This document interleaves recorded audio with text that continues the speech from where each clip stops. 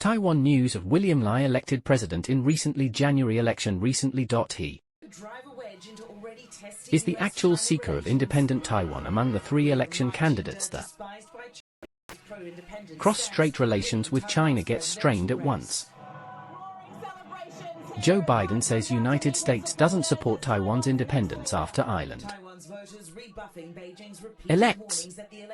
United States dispatched National Security Officer Stephen J.Hadley and James B.Steinberg to Taipei the moment ballots counting completed. Lai should be directed or influenced under the interest of American.No conflict should be happened without United States in power. Biden doesn't eager another war broke out instantly. Also, William.Lai is among the Ukraine, Israel, and Taiwan will be identified the most dangerous friend of United States allies. 2 of 3 regions are at fire of war. American is incapable of doing anything else. Lai and those leaders' pursuit of their national and, occasionally, personal interests will further entangle Washington in growing conflicts. Senate Republicans have blocked a move to pass an aid bill for Ukraine after failing to secure border compromises they sought in exchange. The $110 billion package included $61 billion for Ukraine, as well as funds for Israel and aid for Gaza. The White House has warned that U.S. funds for Ukraine could soon run out. And a Ukrainian official said that failure to secure more U.S. aid would mean a very high possibility that the war will be lost to Russia. In April and May, Chinese aerial drones went further than ever before, encircling the entire island, and fighter jets were detected on the island's east coast. Military experts say Taiwan has always relied on its mountainous terrain as a natural shield in the event of an attack, looking to its east as a safe place to refuel and rearm its fighter jets if the west coast fell. So China's growing range has led to competing ideas amongst the island's current and former military leaders about how Taiwan should respond. Terrain cannot protect ourselves anymore compared to the decades ago. So how serious are these threats to Taiwan's east coast, and does the island need to change its strategy? A key part of Taiwan's current strategy can be found here. This satellite imagery shows an Air Force base on the island's east that's over 30 years old. Bunkers built deep into the mountains store fighter jets and anti-ship missiles like these, that could launch in response to an attack on the main infrastructure in Taiwan's west. By sheltering these weapons in the mountains, Taipei plans to be able to prevent China from gaining early control of the skies. Experts say this is crucial because the People's Liberation Army of China dwarfs Taiwan's military, limiting the island's capacity to defend against a full-scale invasion from China on its own. Instead, its main strategy has been to survive in the east until allies, including the US, can arrive to assist the island. But some experts say it flies twice as fast and 5 times further than other helicopters. It's a breathtaking flight, high above the most disputed waters on Earth. We have weapon systems designed in the United States and operated by Army soldiers in this theater that they need to be ready. And none of us have a lock on what tomorrow is going to bring, but we do have a lock on what we can do today. The South China Sea is home to shipping routes which support close to a third of the world's maritime trade, more than half of the world's fishing boats, and valuable oil and gas reserves. Right in the middle of a chain of islands crucial to maintaining democracy in the region lies Taiwan. Gaining control of Taiwan is key for China to unlock the entire Pacific. Beijing has already built several artificial islands nearby, fortifying them with airstrips and weapons systems, and recently sending warships and aircraft into the Taiwan Strait.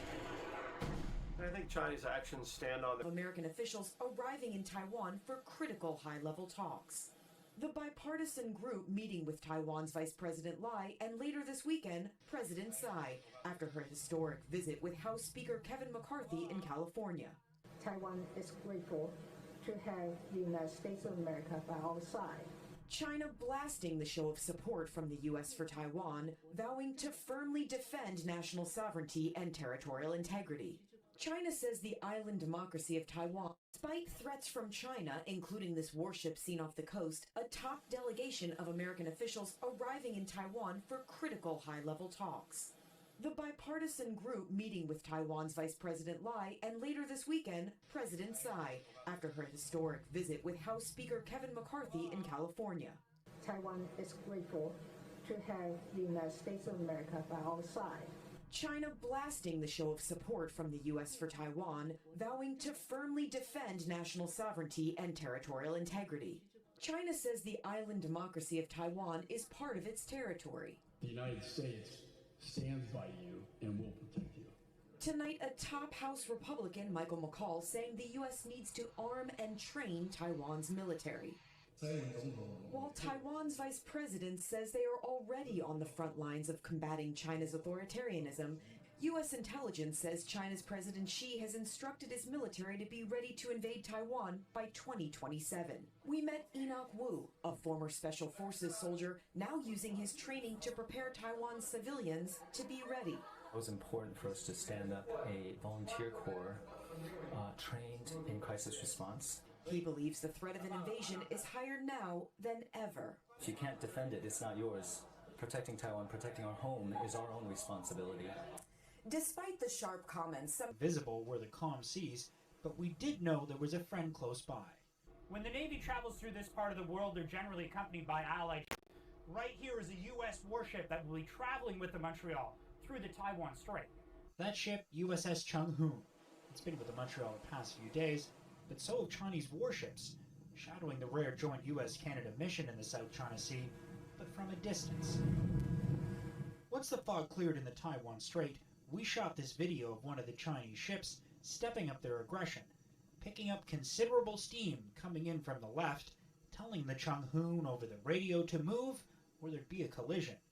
The Americans told the Chinese to stay clear of their ship, but ultimately they were cut off and needed to slow down to avoid getting hit. The two ships missing each other by only 150 yards. When you're in big warships maneuvering close to each other, 150 yards is very scary. And you don't ever want to be that close to another vessel. Seas, especially around Taiwan, but rarely do we get to see it like this. Chinese warship 161. Keep a safe distance with me. We have exclusive access on this Canadian Navy vessel as it's conducting exercises with the U.S. and Japanese navies when this Chinese warship appears. This is what China pushing back against other powers looks like. It brings a risk of collision and the opportunity to gaze at an adversary. Commander Sam Patchell is the captain of this ship. We're not even in the Taiwan Strait. We're not in contested waters, and there's a Chinese warship right there. They're operating near the waters, their own waters, and we're just operating this open ocean. They're as curious about, I think, our behavior as we are in theirs. This one encounter is an example of how China is seeking greater influence and control of the waters around its neighbors, sending what is now the world's largest navy further from its shores, sometimes dangerously so, like this at-sea close call in June, when a Chinese warship cut off an American